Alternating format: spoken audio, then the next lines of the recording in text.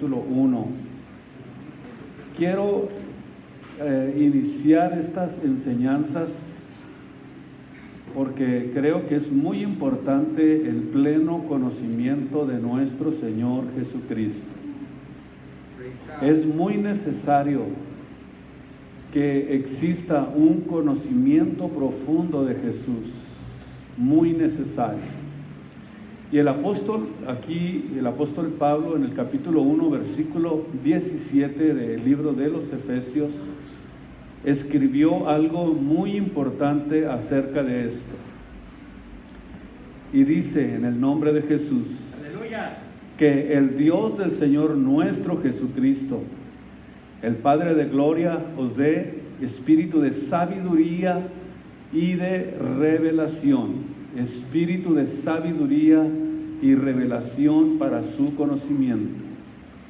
Versículo 18, alumbrando, escuchen esto es muy importante, alumbrando los ojos de vuestro entendimiento, para que sepáis cuál sea la esperanza de su vocación y cuáles sean las riquezas de su gloria, o la gloria de la herencia de Dios entre nosotros, entre los santos, entre los hijos de Dios. ¡Aleluya! Entonces, es muy importante que aquellos que enseñamos o que hablamos la Biblia, la palabra de Dios, los enseñadores, pastores, ministros,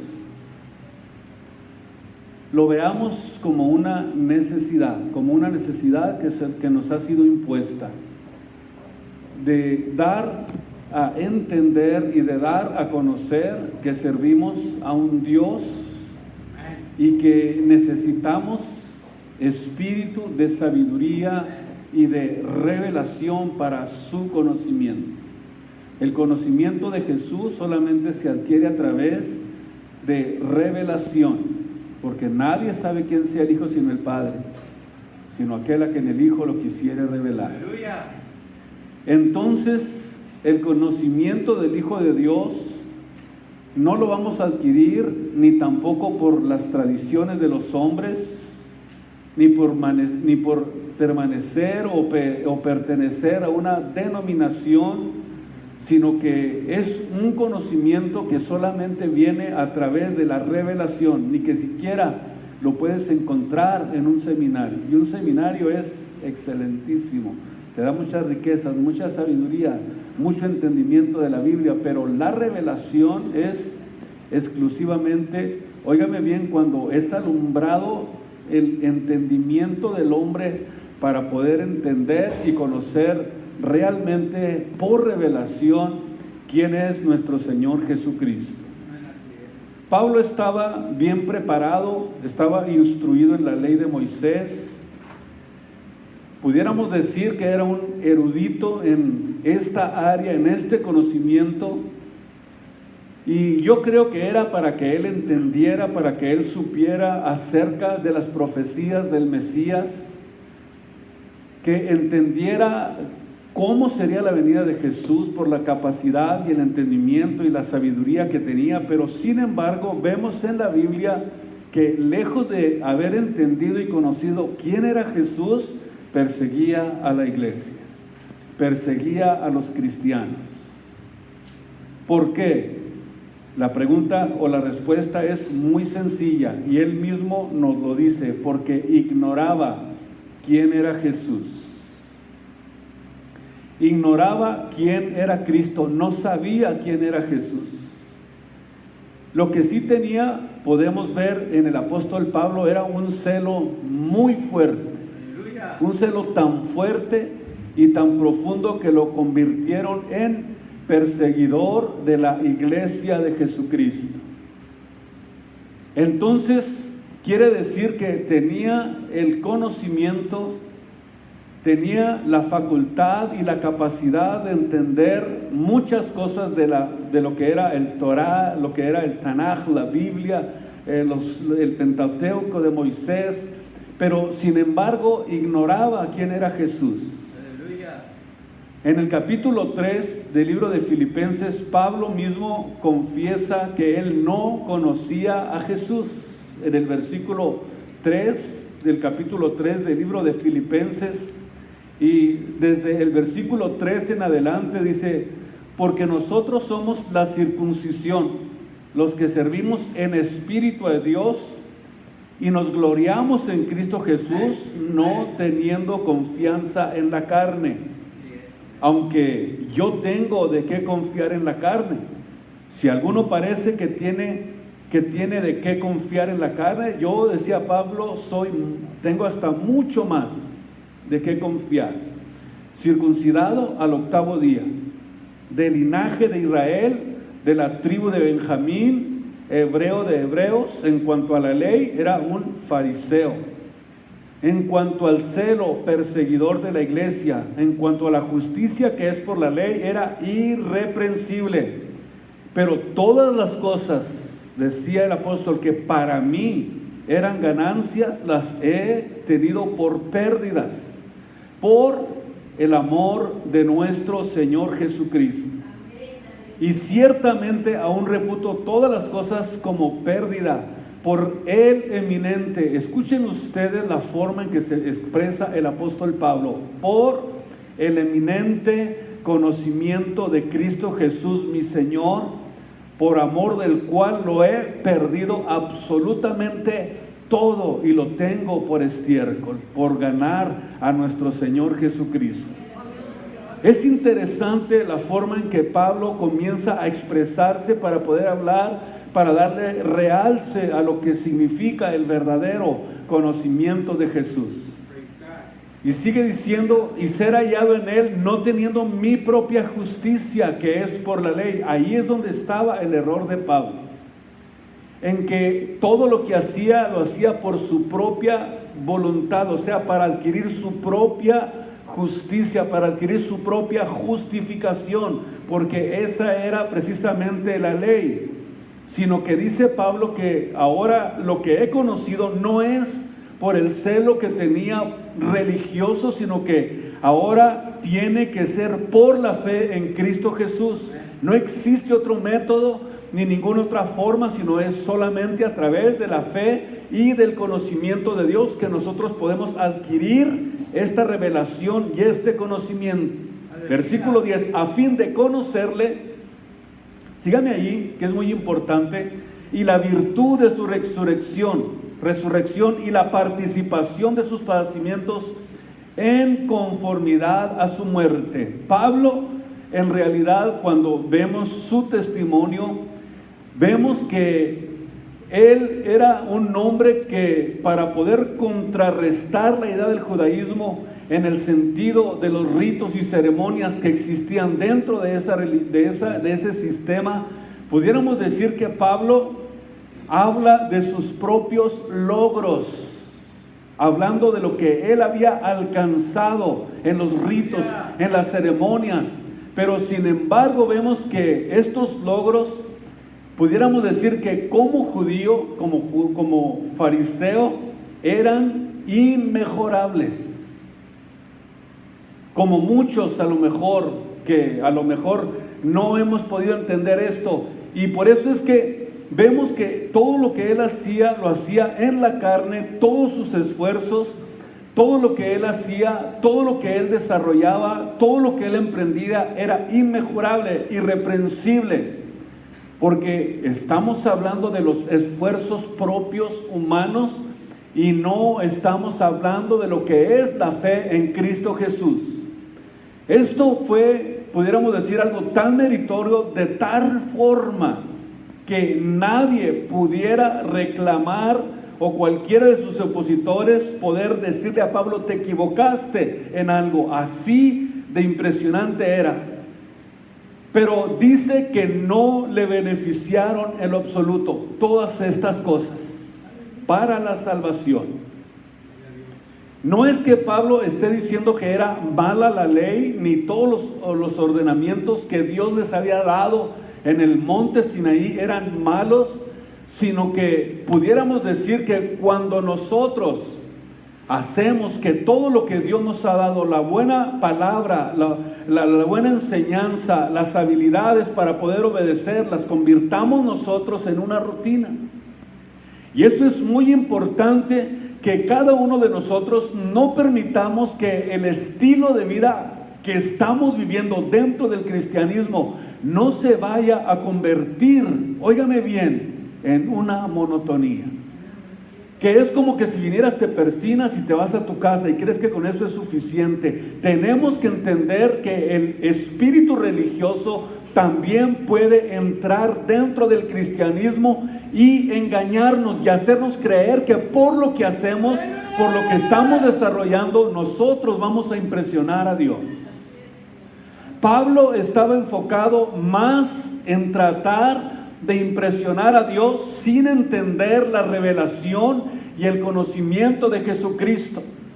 Por todo lo que Pablo sabía, debería de haber entendido y debería de haberse dado cuenta de la venida del Mesías, pero él andaba por otro rumbo, estaba tratando de impresionar, estaba buscando la forma de llamar la atención, estaba buscando la forma de querer impresionar a Dios con sus propios esfuerzos y con sus propias capacidades.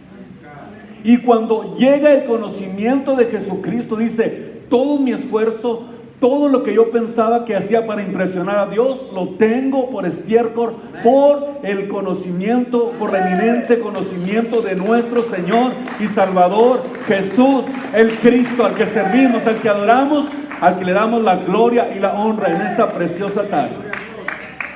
Muy bien. ¿Quién pudiera reclamar de sus opositores que Pablo se equivocaba? Sin embargo, vemos en el versículo 5 que él dice circuncidado al octavo día. ¿Cómo sucedió esto? Como estaba escrito en la ley de Moisés, en Levíticos capítulo 12, versículo 3. Todo lo cumplía al pie de la letra.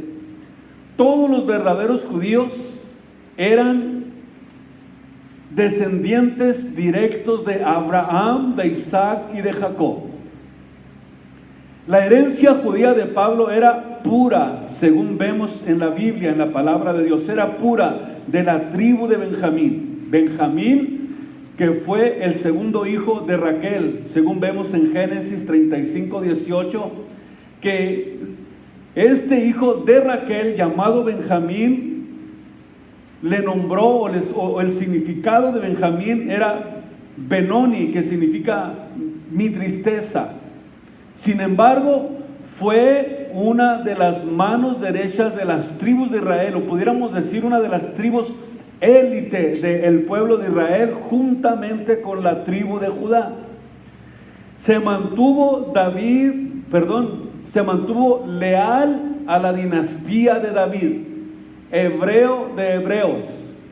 Y aunque Pablo nació de padres hebreos y preservó la tradición y el lenguaje de los hebreos y todas las tradiciones de los hebreos, incluso lo pudo lograr el apóstol Pablo a pesar de haber vivido en una ciudad pagana, según vemos en Hechos 21:39, que esta ciudad en la que Pablo se desarrolló, en la que Pablo vivió, era Saulo de Tarso, o Cilicia, Tarso Cilicia, fariseo entre los que eran fundamentalistas, entre los que eran legalistas del judaísmo.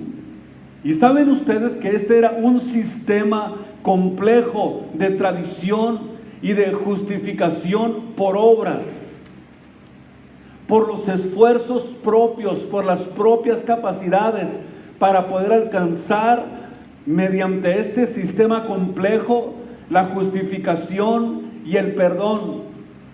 Por ejemplo, nuestro amado Juan en Mateo capítulo 3, a este tipo de hombres que tenían este tipo de ideologías, lejos de reconocerlos, Juan como verdaderos siervos de Dios, los vio como todo lo contrario.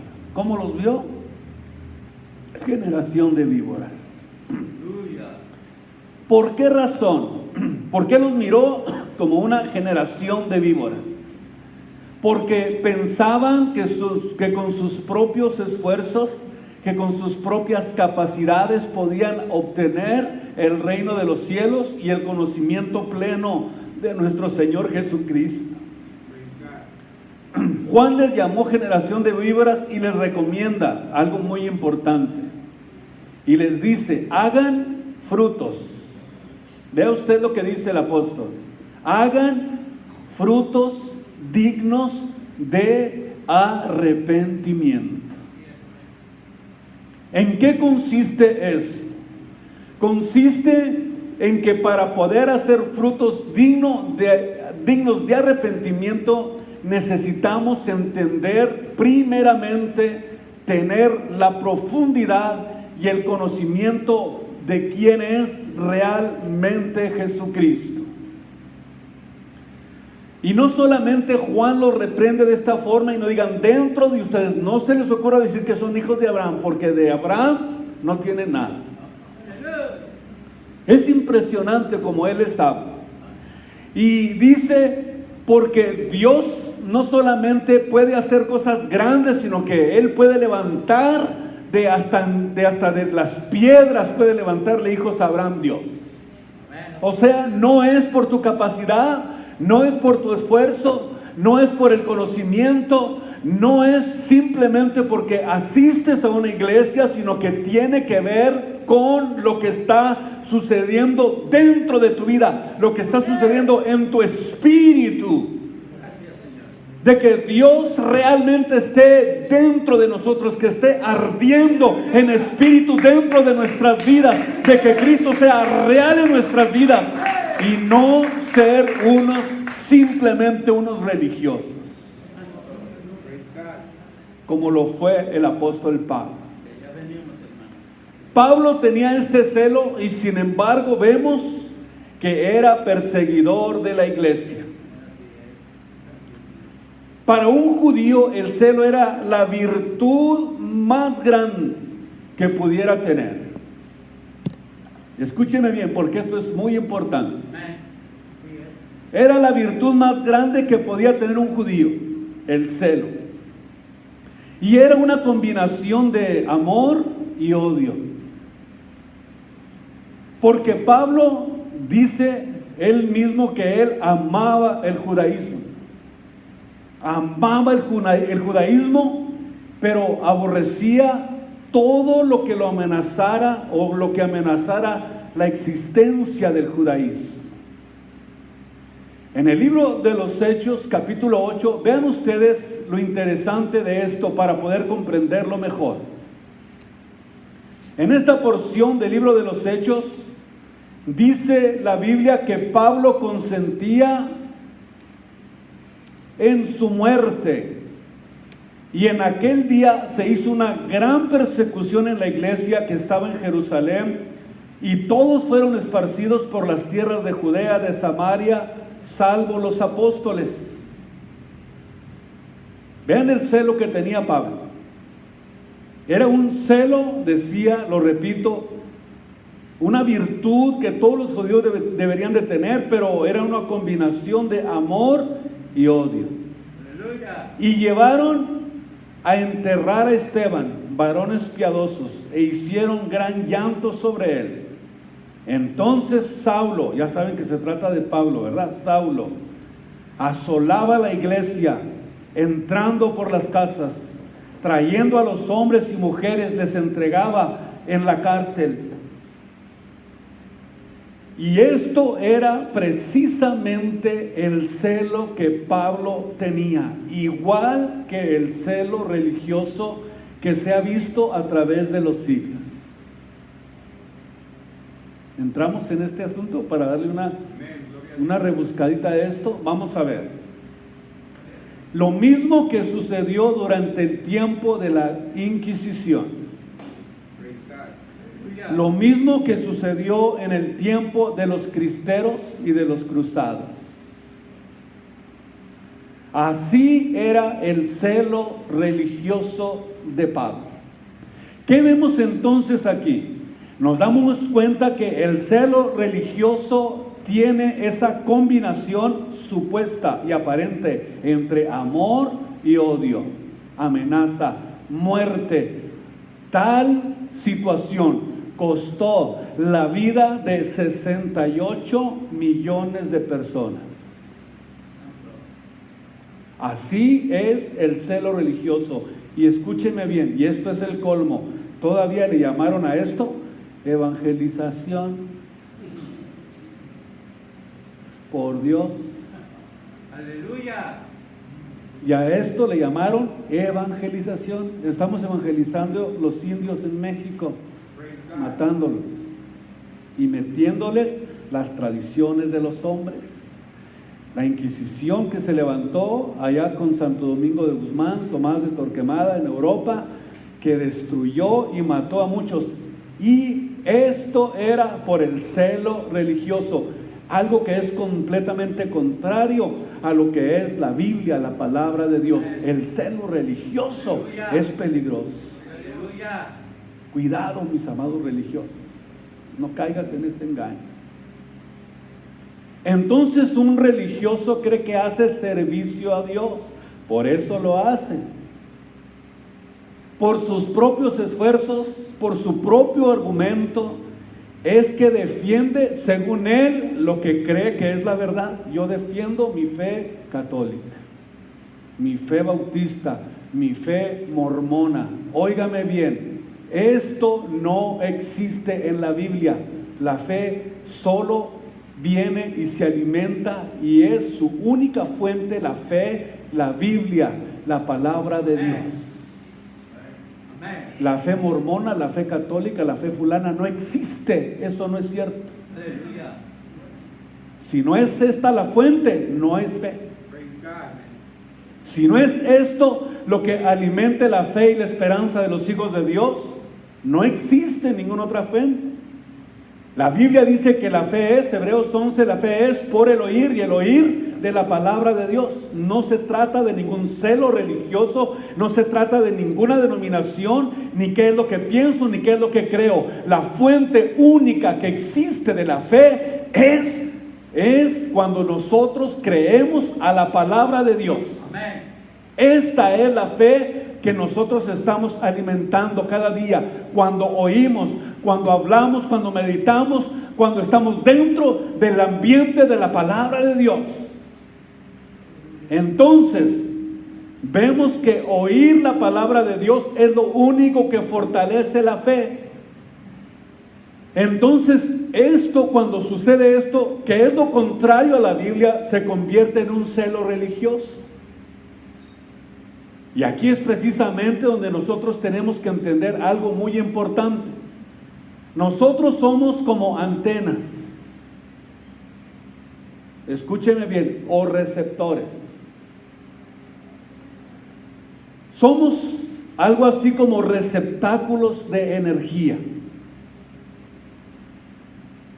Toda la energía que hay en la creación la tenemos también nosotros. Aleluya. O sea, las frecuencias electromagnéticas utilizadas en la tecnología 5G que está por salir, esas mismas las tenemos nosotros en nuestro cuerpo.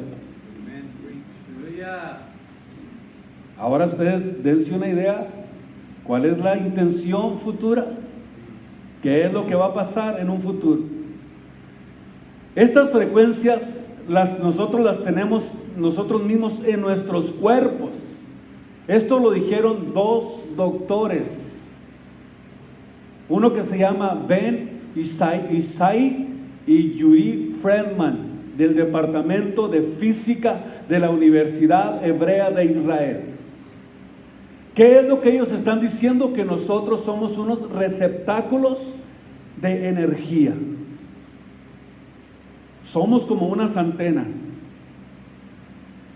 Y comentan ellos que la piel humana se vuelve literalmente, la piel que tenemos se vuelve literalmente en una enorme antena que capta todas estas ultra frecuencias altamente electromagnéticas en nuestro cuerpo. Y así es como se utilizan las armas no letales para detener a alguien, como una pistola de energía, ¡pum! Utilizan un sistema parecido al sistema 5G para paralizar el cuerpo. Sienten las personas que les hacen eso con las armas no letales como si les ardiera la piel. Aquí tengo, sí, gracias. Como si les ardiera la piel. Sienten como que se están ardiendo. Entonces, nosotros como receptáculos, como receptores que somos, toda la energía que hay en la creación la poseemos también nosotros. Por eso es que esa energía que hay en los cielos, o que crió los cielos y la tierra, todo lo que usted mira, todo lo creado, es precisamente, está participando de la misma potencia y energía que tenemos nosotros. Ahora bien, la fe en la palabra de Dios nos transmite precisamente esa energía. Por eso, como cristianos, somos mucho más de lo que nosotros entendemos. Y cuando aprendemos a relacionarnos con Dios, la Biblia dice que Él quiere, ¿qué quiere hacer? Quiere resplandecer. Quiere que nosotros resplandezcamos. Quiere transmitirnos su energía. Dios quiere que nosotros aprendamos a relacionarnos con Él. Él quiere resplandecer en nuestros corazones. Vean ustedes la palabra que se utiliza en la Biblia. Primera es Corintios 4:6, ¿no? Segunda de Corintios 4:6. Él quiere resplandecer en nuestros corazones para que seamos, ¿qué? Iluminados. Vean ustedes que todo tiene que ver con energía. Para que seamos iluminados y a través de esa iluminación nosotros podamos conocerlo. Por eso es que dice la Biblia que Dios mandó que resplandeciese esa luz en nuestros corazones para la iluminación y el conocimiento de la gloria de Dios en la faz de nuestro Señor Jesucristo. Por eso cuando Pablo tuvo ese encuentro con Dios, ¿qué fue lo que sucedió? ¿Se recuerdan ustedes? Que dijo, un resplandor impresionante me rodeó. O sea, una energía sobrenatural me rodeó y fue tan fuerte esa energía que me dejó ciego, dice Pablo. Fue tan fuerte la iluminación, fue tan fuerte el resplandor que Pablo quedó ciego. Por eso Pablo, cuando oraba por los enfermos, sanaban. ¿Por qué cuando nosotros ponemos las manos sobre los enfermos y son sanados? Son por esa energía, por ese poder, por ese Espíritu Santo que es el que obra a través de sus siervos, a través de su iglesia, a través de sus redimidos. Entonces somos, dice la Biblia, participantes de su naturaleza divina, o sea, de la naturaleza divina de Dios. La Biblia dice que Dios es fuego consumidor. Hebreos 12:29. Dios es fuego, Dios es energía, Dios es poder. Y ese poder lo tenemos que adquirir nosotros para dejar a un lado, óigame bien, todo lo que tiene que ver con la religiosidad y impregnarnos del poder y de la energía y del poder del Espíritu Santo en nuestras vidas, que arda en nosotros. Así como aquellos hombres que se encontraron con Jesús después de que Jesús había resucitado, que iban camino a Emaús y dijeron, yo sentía que cuando Él me hablaba ardía mi cuerpo, ardía mi corazón, ardía mi vida. ¿Por qué? Porque la energía de Dios tiene que estar fuertemente impregnada en cada uno de sus hijos, en cada uno de sus redimidos. Gloria a Dios. En el libro de Éxodo, vean ustedes algo muy importante para poder comprender, porque vamos a ir aprendiendo mucho acerca de esta serie que vamos iniciando. En Éxodo capítulo 34, versículo 29, vemos un acontecimiento sobrenatural. Y dice de esta manera: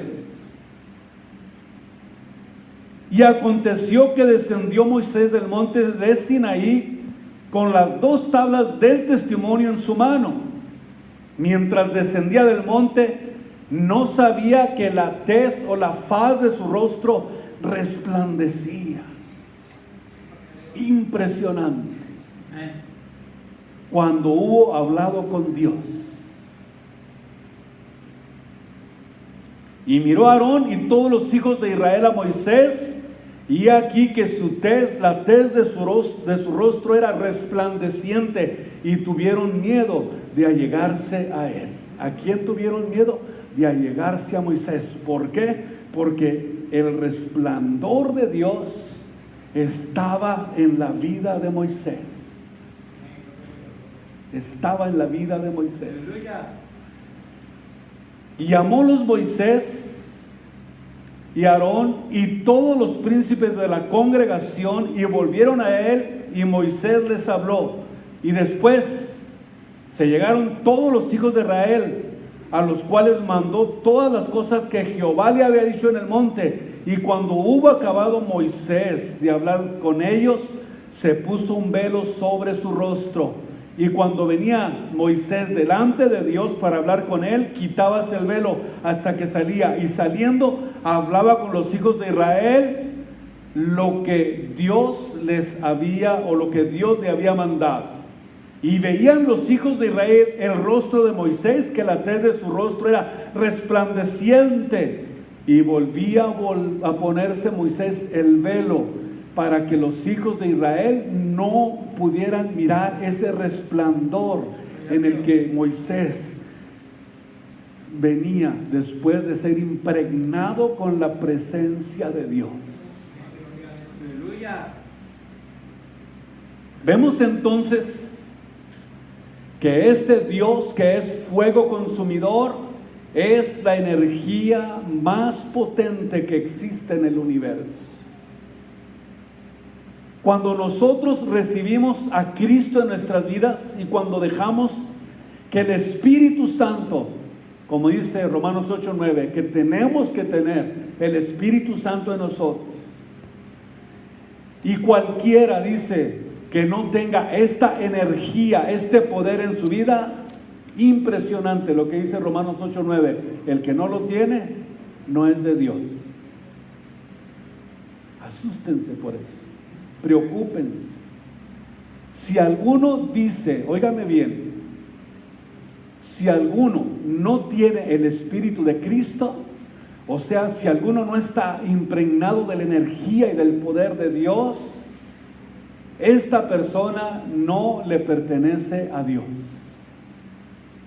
Y allí vemos entonces que para poder nosotros permanecer en Dios necesitamos estar llenos del poder de su Espíritu Santo. Tenemos que convertirnos en templos del Espíritu Santo. Cristo tiene que morar en nuestras vidas. Cristo tiene que morar en nuestros corazones. Si no habita Cristo en tu vida y en tu corazón, vas a ser presa fácil del diablo, de la tentación, y vas a pecar contra Dios.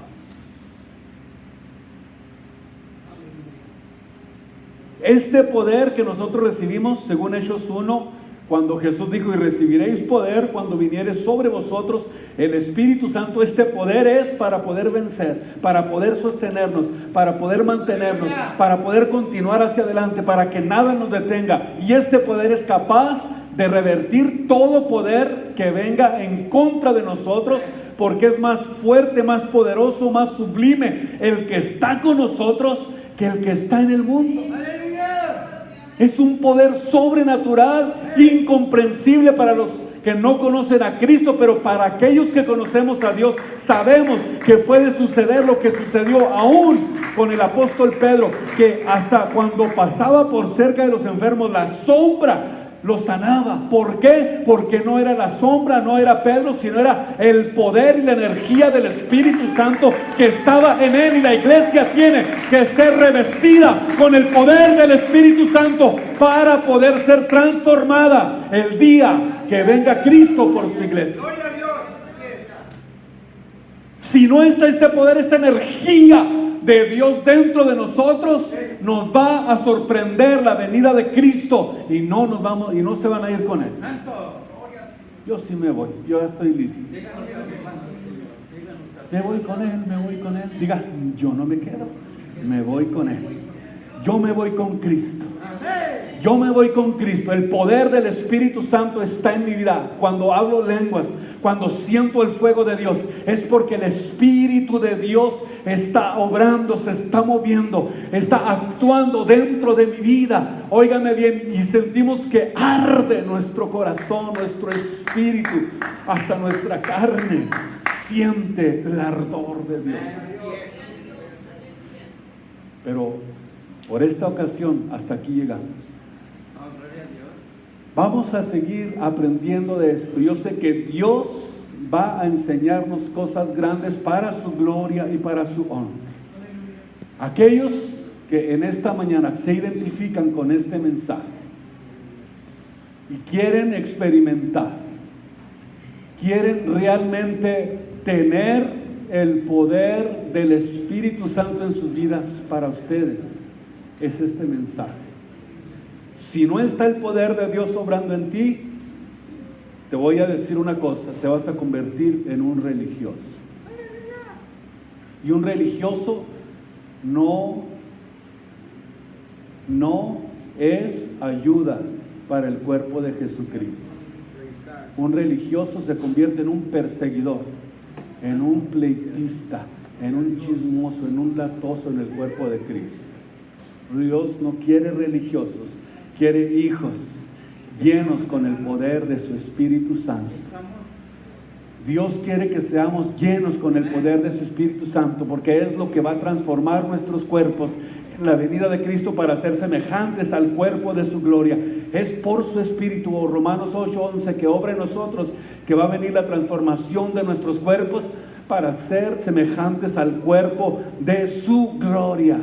Y en esta mañana Dios quiere tratar con tu vida y con tu corazón. Pónganse de pie en esta tarde. Piense por unos momentos. Piense por unos momentos. ¿Qué quieres hacer conmigo, Señor?